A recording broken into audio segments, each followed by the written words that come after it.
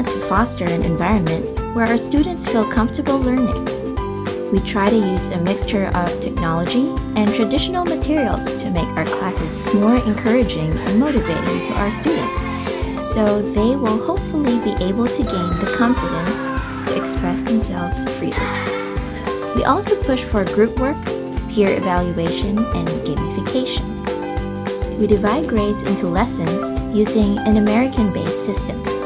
Each lesson is started by learning a vocabulary set with pictures and sentence patterns for explanations.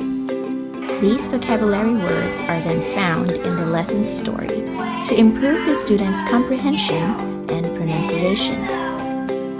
Workbooks are used for supplementary grammar and writing exercises.